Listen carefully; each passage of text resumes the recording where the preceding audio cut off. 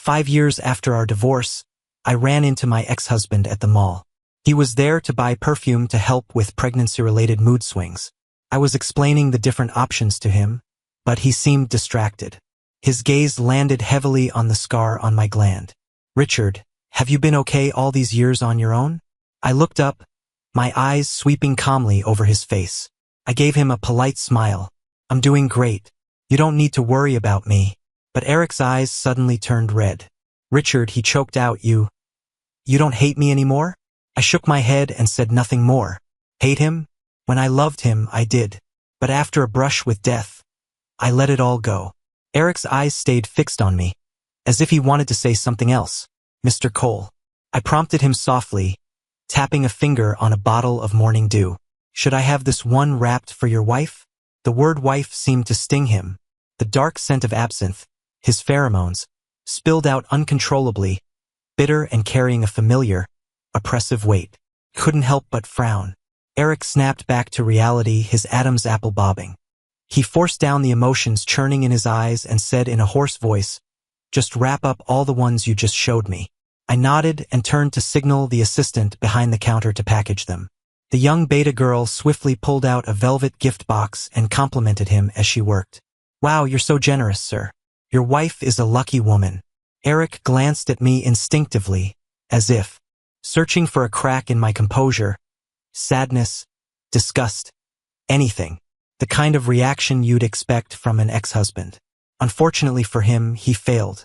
I was perfectly composed as I worked at the computer, entering the information and creating the order without so much as a flicker of my eyelashes. It was as if he were just another ordinary customer and that wife of his wasn't the homewrecker who destroyed my family. Eric lowered his gaze and, for some reason, started to explain. "Caleb's morning sickness has been really bad lately.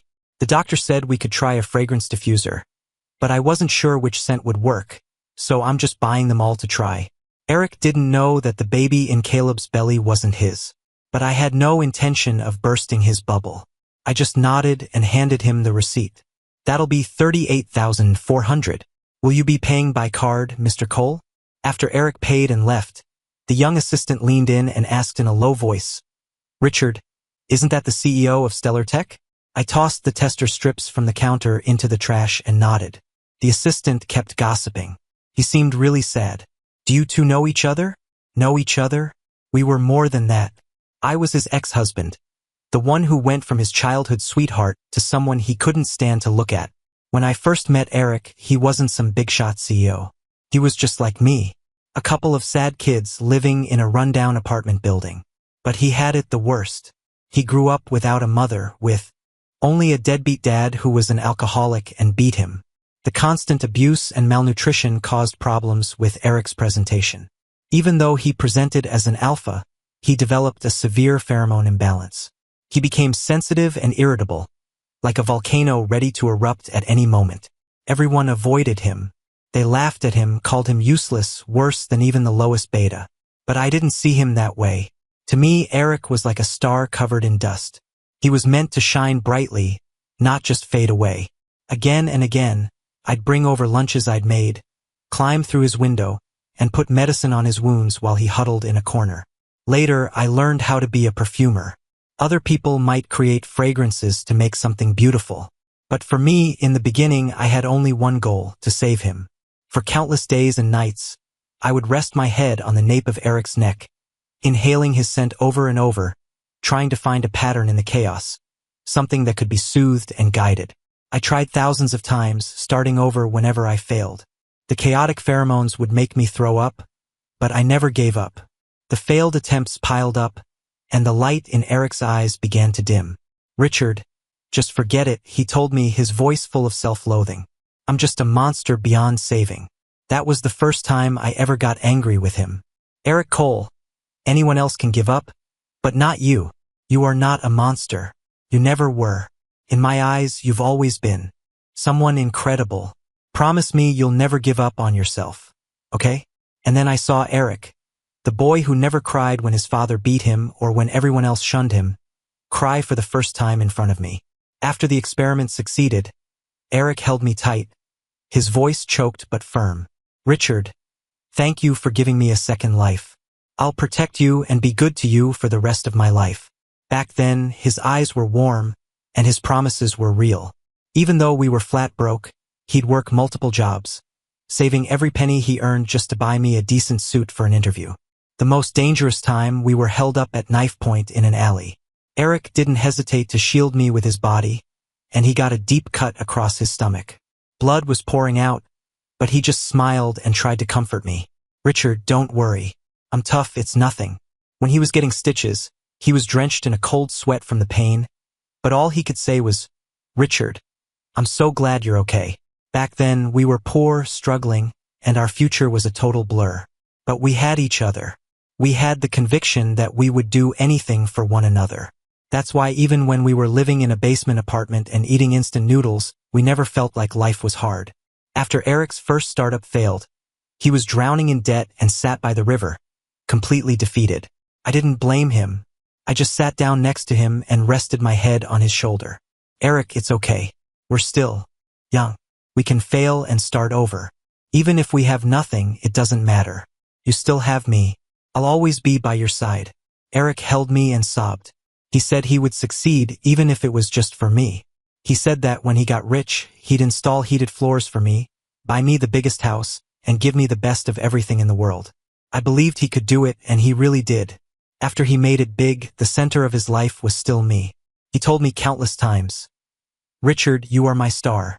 As long as I'm alive, all my energy, my entire orbit, will revolve around you.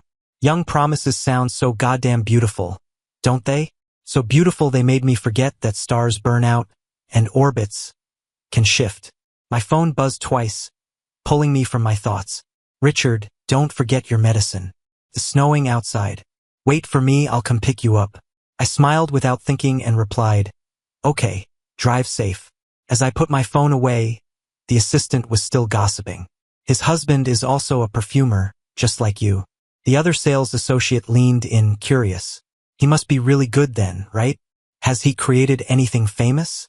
There hasn't been much news lately, but Winter's Approach, which was a huge hit 5 years ago, was his creation. Whoa, I know that one. It sold out as soon as it launched. The reviews were amazing. My friend even took out a loan to buy a bottle.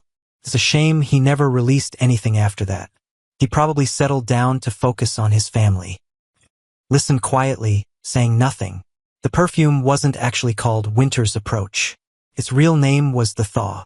The top note was the chill of cedar, the middle note was the subtle fragrance of a budding plum blossom, and the base note was the scent of damp earth after sunlight melts the snow.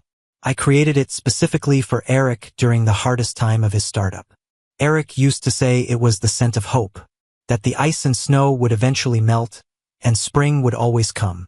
I never imagined it would become part of the spring he shared with someone else. When it was time to clock out, my coworkers were still talking in low voices. I had no interest in hearing more, so I wrapped my coat tighter and walked out of the mall. A cold wind whipped snow into my face. The scar on the back of my neck throbbed faintly in the cold. I instinctively hunched my shoulders. When I looked up, I saw Eric standing under a streetlight. His black cashmere coat was covered in snow. The scent of absinthe seemed especially sharp in the freezing air. When he saw me, his eyes lit up.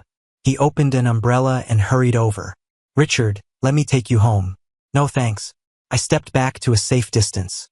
Someone's coming to get me. Eric's hand, holding the umbrella, froze mid-air. But he stubbornly didn't move. Snowflakes fell between us, drawing an invisible line.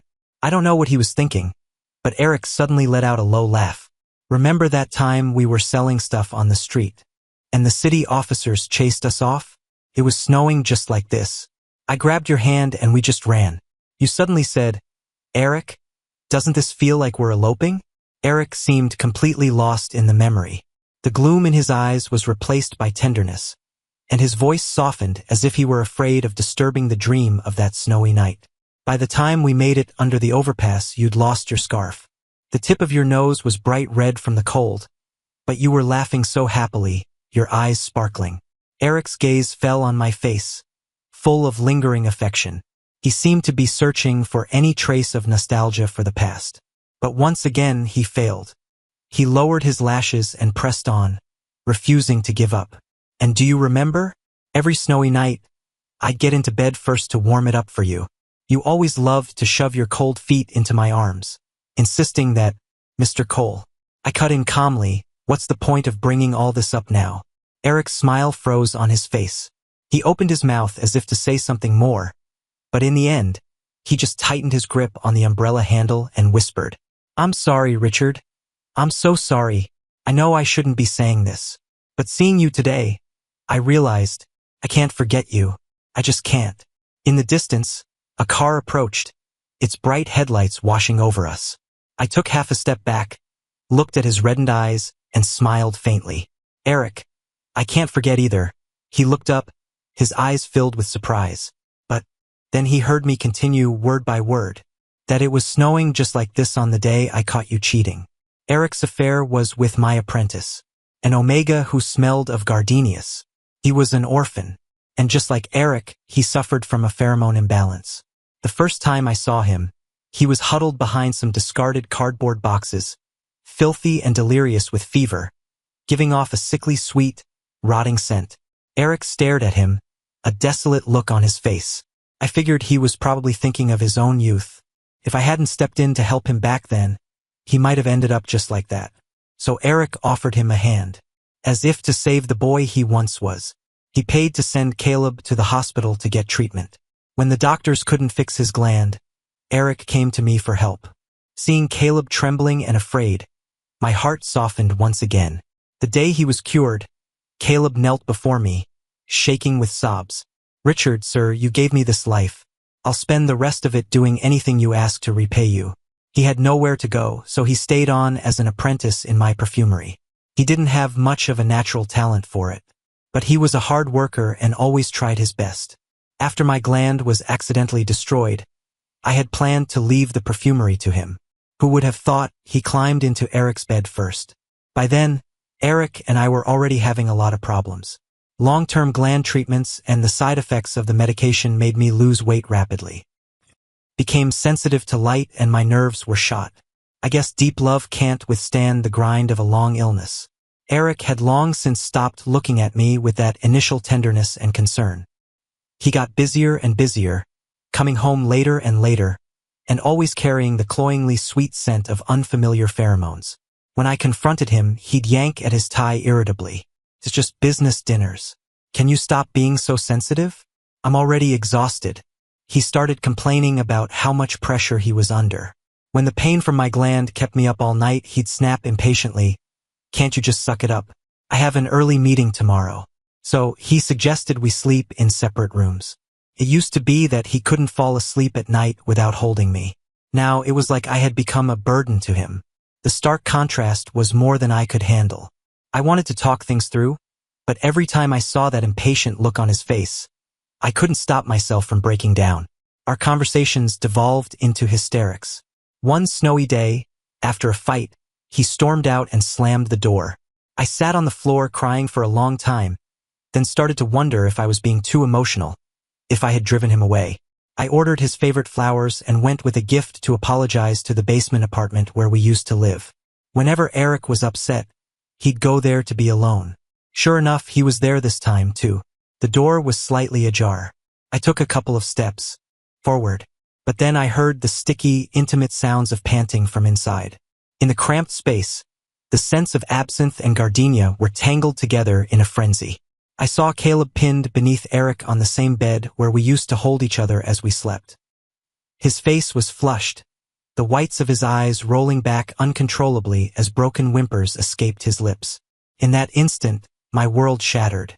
The gift fell to the floor, the flowers crushed underfoot. I rushed in like a madman, screaming the most vicious things I could think of at them and smashing everything in sight. Eric just shielded Caleb behind him, watching me lose my mind with cold indifference. Richard, look at yourself. What have you become? He stood there amid the wreckage, his eyes filled with nothing but weariness and judgment. He looked at me and said heartlessly, one word at a time, a complete and utter lunatic. The memory of those cold eyes slowly merged with the guilty ones in front of me now. Eric swayed on his feet. Richard, back then just then, a black sedan pulled up silently by the curb. The window rolled down, and a gentle male voice called out, "Richard, over here." Seeing who it was, Eric's pupils contracted. He froze for a moment. Then, as if he understood something, he suddenly smiled. "Richard," he said, taking a step forward, but his gaze went past me to Dr. Hayes's face. "I'll see you tomorrow." His tone was lilting, less like a goodbye and more like a declaration of war. Didn't respond. I just adjusted my scarf and got into the car. The door shut, closing off the swirling snow outside, and with it, his pathologically obsessive face.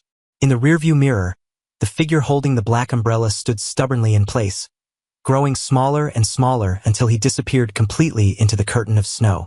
The car stopped at a red light. Dr. Hayes turned up the heat and handed me a thermos. Kingertea. "Drink it while it's hot."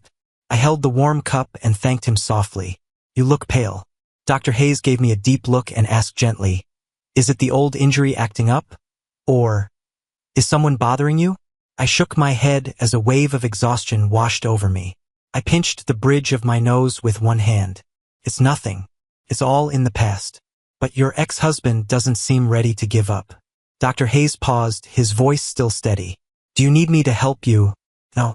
I refused his kind offer, then added after a thought, "Dr. Hayes, you've already done more than enough for me." Dr. Hayes nodded. He didn't press the issue and smoothly started the car again. The car fell silent. As I watched the snowy scenery fly by, I couldn't help but think back to when I first met Dr. Hayes. It was the darkest moment of my life. For a long time, I couldn't even bear to think about it. After being forced to sign the divorce papers, I swallowed a handful of sleeping pills. Wearing the first suit Eric ever bought for me, I walked into the freezing ocean. I woke up in a clinic, with an 4 in my arm and my neck wrapped in bandages. The stomach pump was successful, Dr. Hayes said, holding a chart at the foot of my bed. "Your gland was necrotizing, so I removed it." "My gland? Removed?" The words were like a thunderclap in my dead-silent world. I thrashed wildly, ripping the 4 needle out. Droplets of blood splattered on the white sheets. "Who gave you permission to remove it? Who gave you the right?" The wound tore open, staining the bandages red, but I felt no pain, only an overwhelming panic. Without my gland, what am I? A total monster. A useless freak with no gland. The taunts Eric and Caleb used to throw at me came back, slicing me apart all over again. Dr. Hayes came forward to restrain me, but I bit down hard on his wrist, the taste of blood filling my mouth. He grunted in pain but didn't pull away. What good would keeping it have done, other than cause you more pain? Dr. Hayes's voice was still calm. "If I hadn't removed it, the only path left for you was death. Then you should have let me die." I screamed. "What right do you have to interfere? You're an unethical doctor. I hate you. I'll make you pay for this." I was like a lunatic, unable to move but trying to bite anything he handed me, glaring at him with pure hatred. Dr. Hayes just calmly cleaned up the mess and said, "Are you done venting? It's time for your shot. You have to live if you want to get revenge on me." I never expected that I would, in fact, live, and that 5 years would pass. The next day, as expected, Eric came back. He had bought the entire mall and reappeared as its new owner. He laid out the perfumery studio I had always dreamed of, along with rare ingredients I'd only ever seen in ancient books, all right in front of me. "Richard," Eric's voice was soft, deliberately trying to please. "I was wrong before. Please give me another chance. Let me make it up to you, okay?" He handed me a thick contract of conveyance. I looked at the gift, one that would make any perfumer go crazy with joy, and frowned. "Mr. Cole, you're a married man. Please have some self-respect." A flash of panic crossed Eric's eyes, as if he hadn't expected this reaction. He took a step forward, anxious. "Richard, once Caleb has the baby, I'll divorce him. Just wait a little longer. Don't worry, the position of Mrs. Cole will still be yours." Hearing his familiar, disgusting lines made me want to laugh. That's what he said back when I caught him with Caleb, too. "Richard, Caleb isn't going to take your place as my husband." When I accused him of changing the subject and cheating, he just scoffed and shamelessly turned it back on me. "I'm a normal alpha. I need to take care of myself during my ruts. Richard, who's the one here with no pheromones? I'm just using him as a suppressant." Can't you just be reasonable about this? I couldn't accept his excuses and screamed that I wanted a divorce. Eric grabbed me by the throat, looking at my flushed face. His tone was contemptuous and cruel. Divorce? You dare leave me, and I'll dare to ruin your reputation. Richard, feel the back of your neck. You're a disabled omega with a failing gland. How are you going to survive without me? Huh? He was right. How would I survive? The delayed despair washed over me like ice water. My failing gland had made me mentally fragile, half crazy. The immense shock had also nearly destroyed my sense of smell. A perfumer who couldn't smell. A complete and utter waste. Without him, I had nowhere else to go. And from that day on, Eric dropped the mask completely. He began appearing in public with Caleb, even being affectionate with him right in front of me. He loved to see me break down. It was proof that I still loved him. We lived together in that sick way, until Caleb got pregnant and taunted me with it. My mind finally broke. I think I pushed him. He fell, and a shocking pool of red spread out from under him. Eric rushed in. Seeing the scene, he slapped me hard across the face. The taste of blood filled my throat, and my ears were ringing. In a daze, I thought I saw the teenage Eric. He was holding me, saying with reverence, "Richard, you are my light, my life. If I, Eric Cole, ever betray you in this life, may I be struck by lightning and die a horrible death." Time is a funny thing, isn't it? It so easily turns a sincere heart rotten. The man who once swore to protect me, in order to avenge an unborn child, didn't hesitate to push me down the stairs. Tumbling, impact, the sound of bones breaking one after another. He watched me with cold detachment the entire time and never sent me to the hospital. Instead, he had me locked up in a mental institution, where I was subjected to endless torment. And now, 5 years later, that same rotten heart was beating for me again. He had the gall to say, "Don't worry, you'll still be my husband." My nails dug into my palms, the sharp pain grounding me. I fought back my nausea and replied, "No, thank you, Mr. Cole. I have a new life now." The pleading in Eric's eyes was instantly replaced by a dark gloom. A new life? With that beta doctor? He snorted, his tone dripping with disdain. What can he give you? A lab? The smell of disinfectant? My heart sank. It looked like he'd already made a move against Dr. Hayes. I had no desire to waste any more words on him. I looked him straight in the eye and reminded him, "Eric, don't forget that when your pheromones were out of control, you were worse off than the most ordinary beta." Eric's face changed in an instant, as if my words were a slap across the face. "Richard, you never used to talk to me like this. Now you're humiliating me for him?" "This has nothing to do with him," I said, shaking my head. "Eric, I just see you for who you really are now." With that, I turned to leave. Eric let out a couple of crazed laughs and suddenly called out, "Richard, I will make you understand who the only person capable of protecting you is." I paused but didn't turn back. Once I found an empty corner, I called Dr. Hayes. He picked up almost immediately. His gentle, steady voice came through the line, with the faint hum of lab equipment in the background that was strangely calming. "Richard?" "Dr. Hayes," my voice was tight. "Eric, did he do something to you?" He understood before I even finished. But he didn't answer directly. Instead, he tried to reassure me in a light tone. "Don't worry, he can't affect me." I had seen firsthand how vicious Eric's methods could be. Dr. Hayes was leading a major national-level laboratory project. I could imagine Eric's tactics. Cutting off his funding, poaching his team members, even spreading rumors to create academic scandals, and plenty of other dirty tricks I couldn't even think of. Even if it didn't kill him, it would leave him scarred. There was no way it was as easy as Dr. Hayes was making it sound. I gripped my phone, my knuckles turning white. "Dr. Hayes, I'm so sorry. I've dragged you into this." A very faint laugh came from the other end of the line, like a ray of winter sun breaking through the clouds. "Richard," he said, his voice gentle but certain, "you really don't need to apologize to me." Probably to put my mind at ease, he paused, then added, "My background is a little more complicated than you might think." I knew Dr. Hayes. He never made empty promises. So I just nodded. "That's good. Richard, this business with him." Dr. Hayes' tone returned to his usual calm and respectful one. "I understand you don't want me to interfere. You have your own way of doing things, and I trust you can handle it."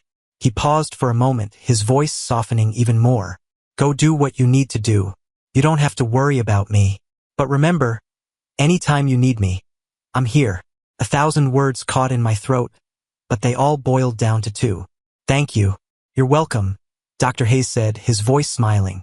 What do you want for dinner? I'm almost done at the lab. I thought for a moment. Fish congee. The kind you made last time was amazing. Eric didn't give up on harassing me. He arrogantly believed he could give me everything I wanted. He thought the only reason I wouldn't take him back was because Caleb stood between us. He promised me again and again. All he wanted was the child in Caleb's belly. As soon as the baby was born, he would cut ties with Caleb completely and give me a magnificent wedding. Richard, I need a healthy heir, but you can't have children without a gland. My hands were tied. I know you've been wronged all these years, and you have every right to hate me. Don't worry, after we get married, I'll make it all up to you. Whether you want to stay home or go back to work, I won't say a word. I'll support you in everything. No matter how cold I was, no matter how clearly I refused him, it was like he couldn't understand. He just continued to live in his own world, doing whatever he pleased. After a while of this, Caleb couldn't stand it anymore and came looking for me. I hadn't seen him in 5 years. He had shed that timid, in need of protection persona. He wore an expensive designer suit, and his jewelry sparkled, creating an air of aristocratic elegance. He held his chin slightly raised. The arrogance in his expression was impossible to hide. But between his brows, there was a knot of anxiety that wouldn't dissolve. When he saw me, he exclaimed in feigned surprise, "Richard, sir, it really is you. Why didn't you say anything when you came back?" He spoke with an intimacy that suggested we were still a close master and apprentice. "I've been looking for you for the past 5 years. Someone said you jumped into the sea and died, but I never believed it." He walked closer, his eyes scanning my uniform and name tag, then covered his mouth in mock astonishment. "Richard, sir, didn't you lose your sense of smell? How did you end up as a sales clerk at a perfume shop?" He deliberately paused there, as if he'd misspoken, and said apologetically, "Oh, my mistake. I meant a perfumer." 5 years had passed, and Caleb was still the same, pretending to be concerned while hiding a venomous heart. Back when my gland was failing, he used to say the same kinds of ambiguous things in front of Eric. "Eric, Richard is such a good person. It breaks my heart to see him like this. I wish I could suffer in his place. Eric, I'm so jealous of Richard, having a devoted partner like you who never leaves his side. If I could have a husband like you and a child, my life would be complete. Eric, you have to take care of yourself. This family can't survive without you." I looked at this man, whose manipulative act had only gotten more polished, and let out a low laugh. Caleb was taken aback by my reaction. "What are you laughing at?" I stopped laughing, my gaze turning ice cold as I stared at him. If I'm not a perfumer, I could always just take it easy as the new Mr. Cole for a while. He definitely knew that Eric was planning to kick him to the curb, so he definitely understood the threat in my words. Sure enough, Caleb's face instantly turned ashen. After taking a deep breath, he seemed to have made some sort of decision. He lowered his voice, but his tone was filled with malice. "Richard, have you ever wondered why your gland was destroyed all those years ago?" At his words, my hand paused over the mortar. Caleb watched my reaction with satisfaction, like a snake that had finally found an opening, and flicked out his tongue. "You were so successful back then, weren't you? Your perfumery career was taking off, and you had countless admirers. Eric saw it all. He tried to convince you to give up perfumery and just be a good little omega at home, but you refused. So, he had me give him a little help." My heart stopped in that moment, and my blood ran cold. The plan was just to make you lose your sense of smell for a while. But who could have known your gland was so fragile it would fail completely? Caleb sighed with feigned regret, but his eyes glittered with cruel delight. "When you think about it, the one who destroyed everything for you was the very man you loved with all your heart. It's ironic, isn't it?" The pestle slipped from my hand and hit the floor with a dull thud. No wonder when Eric found out I'd miscarried our 2-month-old fetus because of my failing gland. He looked so regretful. I thought he was upset that he hadn't taken better care of me. Turns out, he was just upset about the bad timing of his attack. At the time, he knelt by my bed and swore, Richard, it doesn't matter if you have no pheromones, no child. I love you. All I want is you. Haha, I was so stupid back then, so moved by that. A metallic taste rose in my throat, but I forced it back down. I gripped the edge of the counter to steady my collapsing body, lifted my head to look at Caleb's triumphant face, and forced a smile. Then you should take a guess, too. Why was I so sure back then that the baby you were carrying wasn't Eric's? Watching his face drain of color, I continued, word by word, and the one you're carrying now isn't his child, either. Caleb stumbled back 2 steps. He wanted to argue, but he knew it was pointless. So he shut his mouth. After a long silence, he finally seemed to process it. Eric used your pheromones to manage his symptoms for years. He's not even capable of getting someone pregnant. That's right. You're so clever, I said with a smile. The child he killed back then was his one and only. Caleb instinctively cradled his stomach, as if weighing his options. I scoffed, calling him out directly. What? Thinking of faking a miscarriage and blaming me just like last time? But Caleb just smiled and shook his head. Richard, sir, let's just say this is a thank you for helping me all those years ago. I'm going to give you a big gift. I didn't care about his gift. I just packaged the security footage and sent it anonymously to Eric. When Eric found me, I was staring out at the ocean. The salty, damp sea breeze hit my face, carrying the same scent as that night 5 years ago. During those days of torment in the mental institution, I kept thinking about what I had done wrong. Is kindness a cardinal sin? My father taught me from a young age to help others. He practiced what he preached, right up until he died saving someone's life. The drowning student he saved was afraid of taking responsibility and never admitted what happened. My mother's hair turned white overnight, and she eventually died of a broken heart. I've helped a lot of people in my life, too. The ones I gave the most to were Eric and Caleb, and my reward was the knives they plunged into my back. I kept thinking, if my family and I hadn't been so kind, would things have turned out better? But there are no do-overs. Back then, it wasn't just heartbreak I was dealing with. The torment of the Gland's after effects, the pain of losing my child, the despair of being abandoned. Countless times, I thought about just ending it all. But whenever I closed my eyes, I'd hear my father's words, "Be strong. The sun always comes out after the storm. Things will get better." But they never did. The only thing that came was the divorce papers Eric sent. I was finally free. But after leaving the institution, everyone pointed fingers at me. Some with pity, some with glee. But without exception, they all treated me like I was crazy. I couldn't find a job, couldn't get any respect.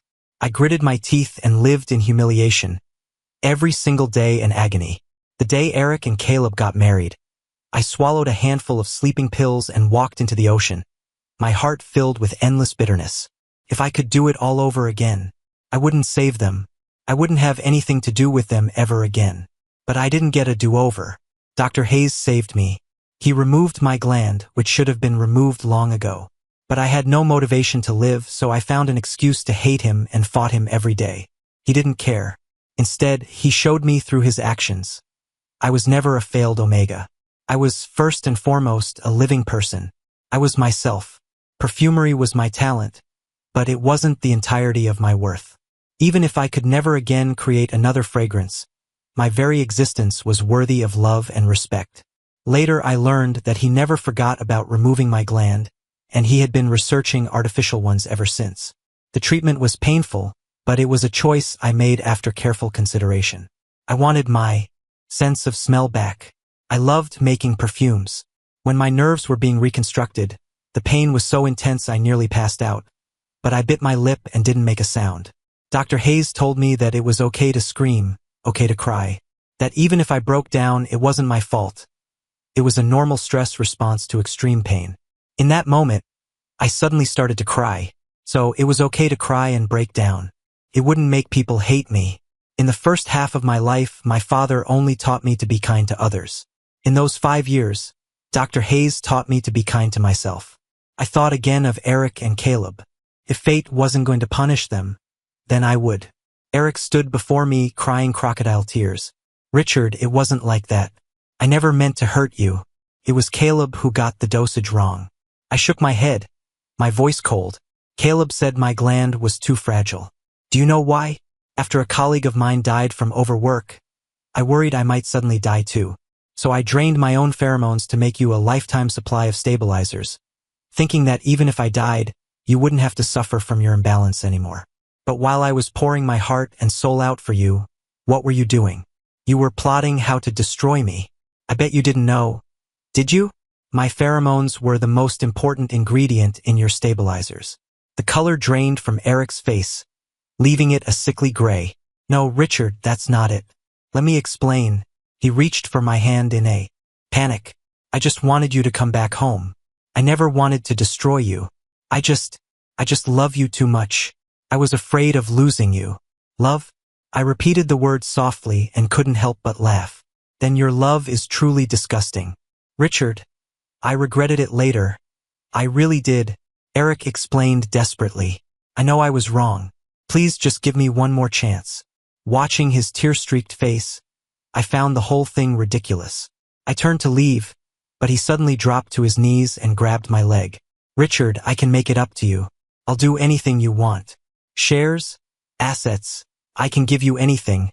As long as you forgive me. The sharp scent of absinthe filled the air again.